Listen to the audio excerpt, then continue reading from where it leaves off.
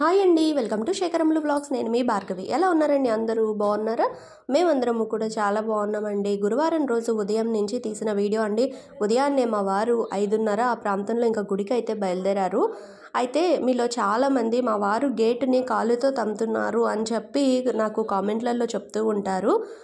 ఇది స్లోప్ అండి. బండి దింపుకోవడానికి కొంచెం కష్టం అవుతుంది. సైకిలు లేకపోతే ఏదన్నా చిన్నది అనుకోండి, సైకిల్ అయితే ఒక చేత్తో పట్టుకొని మనం హ్యాండిల్, ఇంకో చేత్తో గేట్ తీసుకొని వెళ్ళొచ్చు. అందుకు మా వారు ఏంటంటే, అయినా సింహద్వారాన్ని లక్ష్మీదేవిగా మనం భావిస్తాము, గేటుని కాదండి. మెయిన్ గుమ్మము మేము ఎప్పుడూ మంచిగానే చూసుకుంటాము. అండ్ అలాగే ప్రతిరోజు ఉదయాన్నే మా వారు వెళ్ళేటప్పుడు గుమ్మం దగ్గర నమస్కారం చేసుకుంటారు. మేము అసలు ఫస్ట్ తలుపు తీసిన వెంటనే కూడా తలుపుకే మేము దండం పెట్టుకుంటామండి. నీ చల్లని నీడలో మేము ఉంటున్నాము, మమ్మల్ని చక్కగా చూసుకోమ్మా అని చెప్పనని. గేటు కూడా ఉదయాన్నే ఫస్ట్ మార్నింగ్ లేవంగానే తీసినప్పుడు చేత్తోనే తీసుకుంటారు, తీసి బండి దింపుకొని తీసుకెళ్తారండి. దాని తర్వాత నుంచి ఒక్కసారి వెళ్ళి ఏదో సాయంత్రం ఇంటికి వచ్చేలాగా కాదు కదండి. రోజుకు 4 సార్లు 5 సార్లు మా వారు తిరుగుతూనే ఉంటారు. మరి అలాంటప్పుడు ప్రతిసారి ఆ బండిని ఆ స్లోపులో దింపుకునేటప్పుడు తీసుకొని వెళ్ళాలంటే కొంచెం కష్టము. తీసుకొని వెళ్ళే వాళ్ళకి ఓపిక ఉండి తీసుకెళ్తారేమో కానీ అలా కష్టం కదా. ఇలా సైకిల్ అనుకోండి, ఒక చేత్తో పట్టుకొని ఒక చేత్తో గేట్ తీసుకునే అవకాశం ఉంటుంది. బండి అలా వీలు పడదు కాబట్టి మా వారు అది స్లోప్గా ఉంటుంది కాబట్టి ఇంకా అలా వెళ్తారు. అయినా గేటుకి అలాంటి ఇబ్బంది అయితే ఏమీ ఉండదు. మేము మెయిన్ సింహద్వారంకే చూసుకుంటాము. అంటే అలాగే మార్నింగ్ మేము ఫస్ట్ తీసుకునేది మేము పద్ధతిగా తీసుకుంటాము. ఇంకా దాని తర్వాత వచ్చేసి మన నిత్య జీవితము రొటీన్ ఉరుకులు పరుగుల లైఫ్ స్టైల్లో కొన్ని తప్పవు, అలా జరిగిపోతూ ఉంటాయి. అండ్ అలాగే అదైతే తప్పేమీ కాదు. ఈ విషయం ఎప్పటి నుంచో క్లారిటీ ఇవ్వాలని అనుకుంటున్నాను, ఎప్పటికప్పుడు మర్చిపోతూ ఉన్నాను. ఇంకా ఉదయాన్నే ఆయన గుడికి వెళ్ళిన తర్వాత నేను పిల్లలకి ఫ్రెష్ అయిపోయి వంటగది ఊడ్చేసేసుకొని ముందు వంట అయితే చేసేసాను. దొండకాయ కూర చేశాను, మెంతి కూర టమాటా వేసి పప్పు చేశాను. ఇంకా దోసకాయ పచ్చడి ఉంది కదా, ఆవకాయ పచ్చడి, అదిను ఇంకా అలాగే పెరుగు. పిల్లలు వాళ్ళకి నచ్చింది తినేసేసి లంచ్ బాక్స్లో అయితే తీసుకొని వాళ్ళిద్దరూ బయలుదేరారు. ఇంకా తర్వాత నేను దీపారాధన చేసుకుందాము అని చెప్పనని పువ్వులు ఏమన్నా పూసాయా అని చెప్పి చూశాను. కొన్ని జాజి పువ్వులు, మందార పువ్వులు, అవి ఏవో 1-2 పువ్వులు పూస్తున్నాయి, పెద్దగా పూయట్లేదు. ఇంకా పూసిన పువ్వులన్నీ తీసుకొచ్చాను. అలాగే ఇక్కడ వచ్చేసి 16 పళ్ళాల నోము ఉద్యాపనకి కమలా పండ్లు అయితే తెప్పించాను.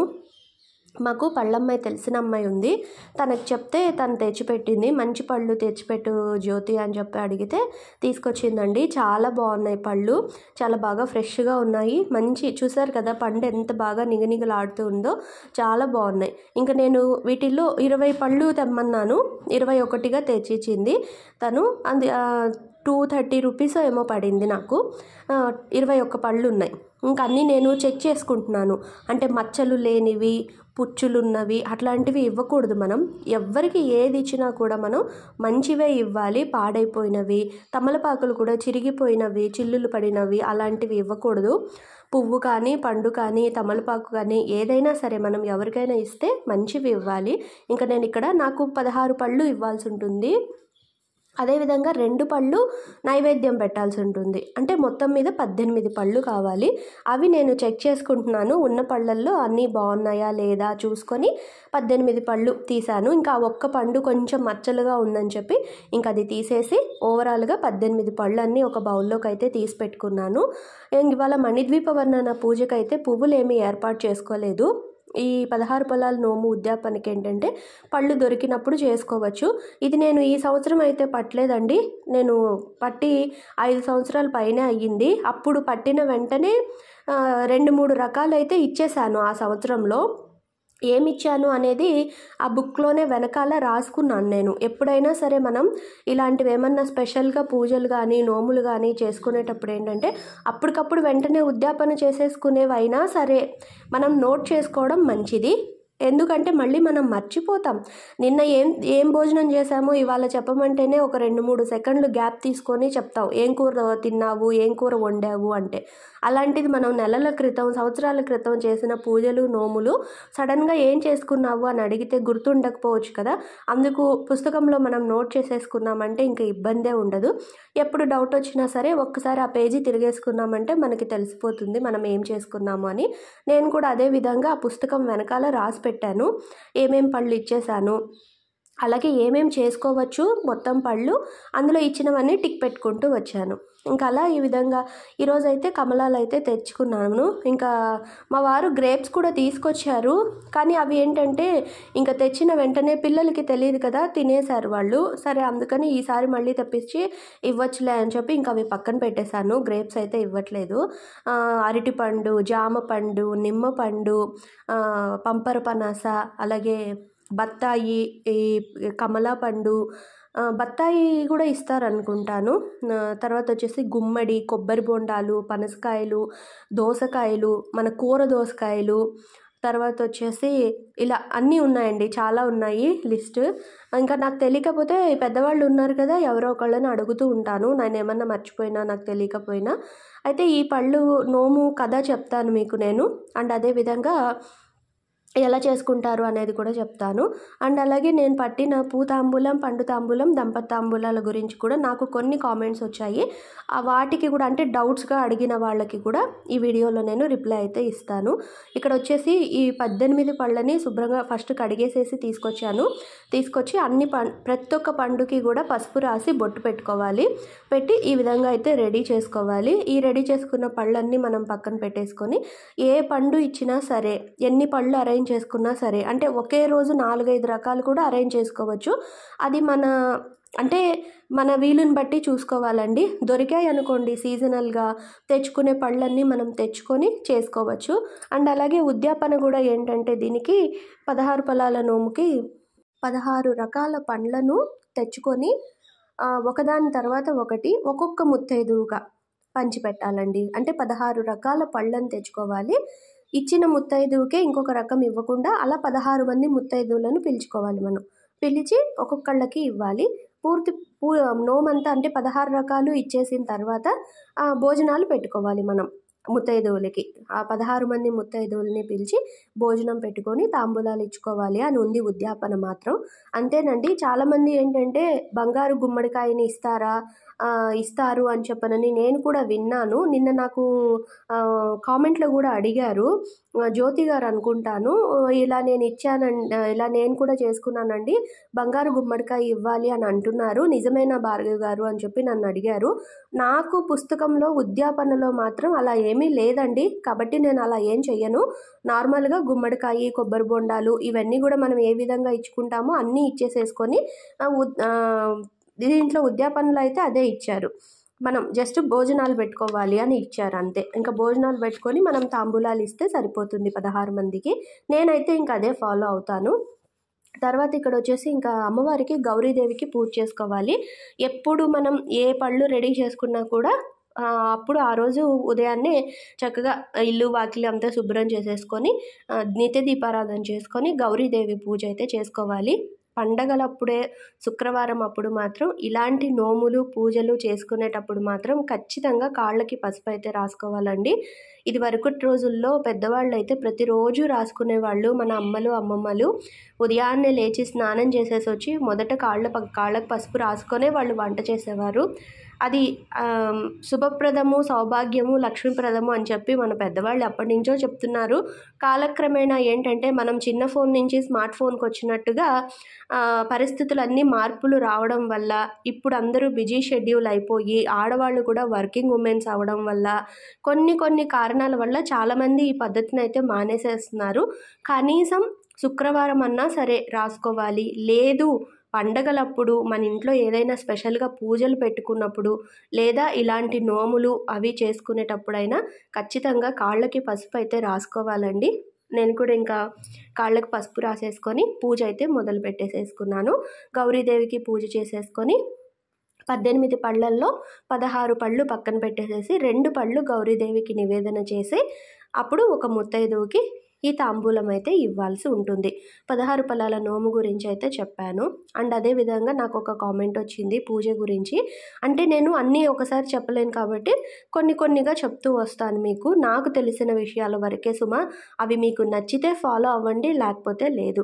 మీరేం అడిగారంటే, అక్క మీరు వంట చేసేసి దీపారాధన చేస్తున్నారు, ఉల్లిపాయ అవి వేసి మీరు వంట చేస్తున్నారు కదా, అలా చెయ్యొచ్చా, నాకు చెప్తారా అని చెప్పి ఒక సిస్టర్ కామెంట్ చేశారు. నేనైతే చేసుకుంటానండి. ఎందుకు అనే రీజన్ కూడా చెప్తాను. నేను వంట చేసినప్పుడు ఉదయాన్నే ఫస్ట్ మన ధర్మం మనం ముందు నెరవేర్చాలి కాబట్టి ముందు నా ధర్మం ఏంటి, పిల్లలకి టైంకి చూడడము, వాళ్ళ పనులన్నీ చేయడము, వంట చేసేసి అక్కడ పెట్టేసి వాళ్ళని పంపించిన తర్వాత నేను పూజ చేసుకుంటున్నాను. అండ్ అలాగే మరి అవన్నీ ముట్టుకొని ఉల్లిపాయలన్నీ తరిగి ముట్టుకొని మరి పూజ చేసుకోవచ్చా? శుచిగా శుభ్రంగా చేసుకోవాలి కదా, మళ్ళీ స్నానం చేయాలా? అక్కర్లేదండి. ఇప్పుడు పూజలో కూర్చున్నప్పుడు మొదట మనం ఆచమనం చెప్పుకుంటాము, అంటే సంకల్పం చెప్పుకుంటాము. దాని తర్వాత వచ్చేసి కలశం చెంబులో నీళ్లు తీసుకొని మనం ఆ కలశం చెంబుని ఆవాహన చేసుకొని గంగే చెమునే చేవ కృష్ణ గోదావరి సరస్వతి నర్మదే సింధు కావేరి జలస్మిన్ సన్నిధిం కురు అని అన్ని గంగా నదుల తీర్థాలు అని చెప్పి మనం ఆ చెంబుని అందులో మనం కలశ స్థాపన చేసుకొని ఆ నీళ్లతో ప్రోక్షణ చేసుకుంటాము. ఏంటి, పూజా ద్రవ్యాల మీద చల్లుతాము, దేవుడి మీద చల్లుతాము, మన మీద కూడా చల్లుకుంటాము. ఎందుకు అంటే ఇలాంటి వాటి వల్ల కారణం వల్లనే, అంటే మనం సంప్రోక్షణ చేసుకోవడం వల్ల మనం శుద్ధి అయినట్టు. అక్కడ మన మీద కూడా చల్లుకోవడం వల్ల అక్కడ ఏంటంటే, ఇప్పుడు ఇంట్లో చిన్నపిల్లలు ఉండే తల్లిలు ఉంటారు, అస్తమానం పిల్లల్ని ముట్టుకోవాల్సి వస్తుంది, అప్పుడు మడి కుదరదు కదా మనకి. అలాంటప్పుడు ఈ విధంగా మనం ఆచమనం చెప్పుకొని సంకల్పం చెప్పేటప్పుడు సంప్రోక్షణ చేసుకోవడం వల్ల అలాంటి దోషం ఏమీ ఉండదు.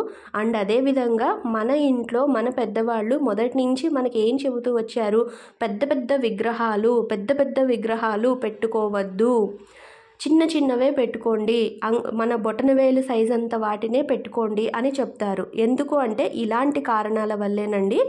మనం పెద్ద విగ్రహాలు పెట్టుకున్నామంటే ఖచ్చితంగా మీరు చెప్పినట్టుగా నియమాలన్నీ పాటించాల్సి ఉంటుంది. ఖచ్చితంగా మహానైవేద్యం వండి పెట్టాల్సి ఉంటుంది, మడిగా శుచిగా శుభ్రంగా. ఇలాంటివన్నీ ఇప్పుడు మనం మాట్లాడుకున్నట్టుగా వంట చేసుకొని పూజ చేసుకోవడము ఇలాంటివన్నీ చేయకుండా మనం శ్రద్ధగా పూజ అయితే చేసుకోవాల్సి ఉంటుంది. అందుకు అలాంటి నియమాలు అందరికీ కుదరకపోవచ్చు కాబట్టి వీలైనంత మట్టుకు చిన్న విగ్రహాలని మనం పూజా మందిరంలో పెట్టుకొని పూజ చేసుకోవాలి. అప్పుడు ఏంటంటే మనం చేసే పూజకి ఆ విగ్రహాలకు ఉన్న శక్తికి సమతుల్యం అయిపోతుంది, సరిపోతుంది. అదే మనం పెద్ద విగ్రహాలు పెట్టేసేసుకొని మన బొటనవేలు కన్నా పెద్ద వాటిని పెట్టేసేసుకొని ఈ విధంగా సూక్ష్మంగా పూజ చేసేసుకున్నాము అంటే ఆ విగ్రహాల్లో ఉండే శక్తి ఏమో ఎక్కువగా ఉంటుంది. మనం చేసే పూజ అనేది అప్పుడు దానికి సరిపోదు. అప్పుడు ఏంటంటే దానివల్ల వచ్చే దోషాలు మనకు తెలియకుండానే మనం భరించాల్సి వస్తుంది.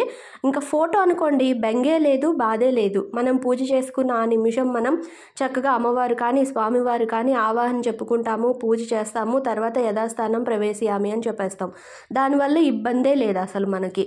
ఏంటంటే మనము మనస్సంకల్పం, మన ఎదురుగుండా భగవంతుడు వచ్చి కూర్చున్నాడు, ఆ నిమిషం ఆయన అక్కడే ఉన్నాడు అని భావిస్తూ మనం పూజ చేసుకుంటాము అంతే.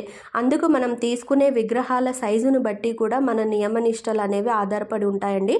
ఇది నాకు తెలిసిన విషయాన్ని నేను మీకు షేర్ చేశాను.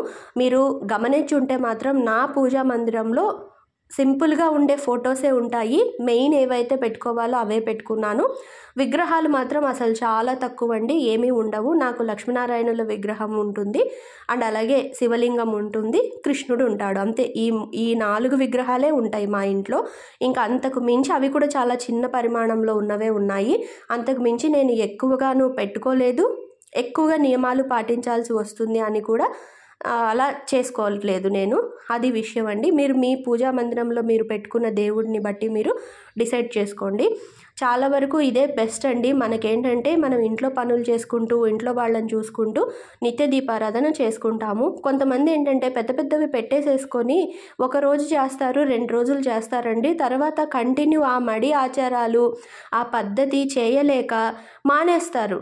దానివల్ల అది తప్పే కదండి. అలాగా మనం దేవుణ్ణి తెచ్చి అక్కడ పెట్టి కూర్చోబెట్టించి ఆయనకి సరైన ఉపచారాలు చేయకుండా అలా వదిలేయడం కూడా తప్పే కదా. అందుకు వీలుని బట్టి మనం చాలా చిన్న చిన్నవి అరేంజ్ చేసుకొని మానకుండా ప్రతిరోజు నిత్య దీపారాధన చేసి ఇంత పెసరపప్పు బెల్లం ముక్క నైవేద్యం పెట్టినా చాలండి మనకి. అది మంచి పద్ధతిగా ఉంటుంది. మనకి ఇంట్లో కూడా పాజిటివ్ ఎనర్జీ అనేది ఉంటుంది ఖచ్చితంగా. నాకు తెలిసిన విషయం అయితే చెప్పాను. చక్కగా వంట చేసుకొని మనం పూజ చేసుకోవచ్చు, సంప్రోక్షణ చేసుకుంటాము. అండ్ అలాగే చిన్న సైజు పరిమాణంలో అవి పెట్టుకుంటాం కాబట్టి వాటి నుంచి మనకు వచ్చే ఎనర్జీ అనేది కూడా మనం ఈ చేసే పూజ, మనం పెట్టే నైవేద్యానికి సమతుల్యం అవుతుంది కాబట్టి ఇబ్బంది ఏమీ ఉండదండి. పూజ విషయంలో మీకు ఒక క్లారిటీ ఇచ్చాను అని అయితే అనుకుంటున్నాను. ఇంకేమన్నా ఉంటే అడగండి, నాకు తెలిసిన విషయాలు అయితే తప్పకుండా మీకు చెప్తాను.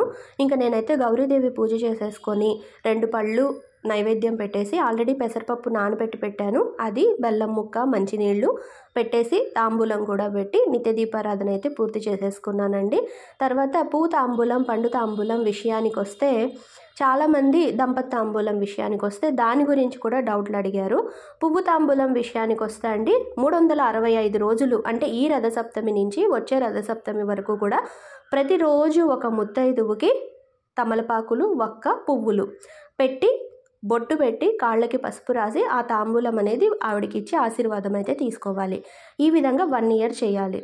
అండ్ అలాగే పండు తాంబూలం విషయానికి వస్తే సేమ్ అలాగే తమలపాకు, వక్క, పండు పెట్టాలి. ఏదైనా పండు పెట్టి తాంబూలం ఇచ్చి నమస్కారం చేసుకోవాలి.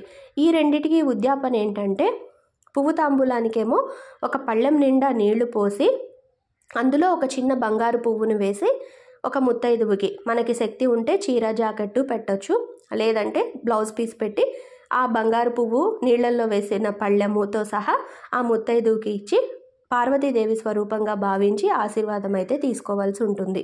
పండు తాంబూలం విషయానికి వస్తే ఏడాది పూర్తి చేసిన తర్వాత ఒక ముత్తైదువుని పిలిచి భోజనం పెట్టి ఒక కొత్త పళ్ళెంలో 25 పళ్ళు పెట్టాలండి. మన ఇష్టం, ఏ పళ్ళైనా సరే 25 పళ్ళు పెట్టి తాంబూలము, చీర, రవికల గుడ్డ పెట్టి పార్వతీదేవి స్వరూపంగా భావించి తాంబూలం అయితే ఇవ్వాల్సి ఉంటుంది. దంపతి తాంబూలం విషయానికి వస్తే చాలామంది అంటే ఒక 4-5 కామెంట్లు మీరు ఒకళ్ళకే ఇస్తున్నారు, ఇద్దరికీ ఇవ్వాలి కదా దంపతి తాంబూలం అంటే అని అడిగారు. అలా ఏమీ లేదండి. భర్త ఊళ్ళోనే ఉండాలి, ఉంటే సరిపోతుంది. ఊరు వెళ్తే మాత్రం పనికిరాదు, ఊళ్ళోనే ఉండాలి. ఇప్పుడు మగవాళ్ళు ఉదయాన్నే ఉద్యోగాల రీత్యా వెళ్ళిపోతూ ఉంటారండి. వాళ్ళిద్దరూ ఉన్న టైంలోనే మనం వెళ్ళి తాంబూలం ఇవ్వాలి అంటే కుదరదు. అండ్ అలాగే సాయంత్రము వాళ్ళు వచ్చిన తర్వాత మనం ఇవ్వాలి అంటే సూర్యాస్తమయం అవ్వక ముందే ఇచ్చేసేయాలి మనం తాంబూలం. కాబట్టి అలా ఏమీ లేదండి. భార్యకి మాత్రమే అంటే 2 తాంబూలాలు కలిపి భార్యకి ఇచ్చేసేసి మనం ఆశీర్వాదం తీసుకోవచ్చు. అది కూడా అంతే, తమలపాకులు, వక్క, పండు పెట్టి ముత్తైదువుకి బొట్టు పెట్టేసి భర్త తాంబూలం, ఆవిడ తాంబూలం 2 కలిపి ఒకేసారి ఆవిడకి ఇచ్చేసి మనం ఆశీర్వాదం అయితే తీసుకోవచ్చు దంపతి తాంబూలానికి. దీనికి ఉద్యాపన వచ్చేసి 1 ఇయర్ పూర్తయిన తర్వాత దంపతులు ఇద్దరిని పిలిచి భోజనం పెట్టి 320 ఆకులు, వక్కలు పెట్టి తాంబూలం ఇచ్చి నమస్కారం చేసుకోవాలి. దంపతాంబూలానికి ఉద్యాపన అయితే ఈ విధంగా ఉంది. ఇక్కడ ఒక మీరు చిన్న విషయం గమనించారా? 320 ఆకులు, 25 ఆకులు, 20 అంటే 20 కదా, 20 ఆకులు అంటే 365 రోజుల్లో మనం మన పీరియడ్స్ టైం 4 డేస్ మనం లెస్ చేసేస్తే మీరు కౌంట్ చేసుకోండి, కరెక్ట్గా అంతే వస్తుందని అనుకుంటున్నాను నేను.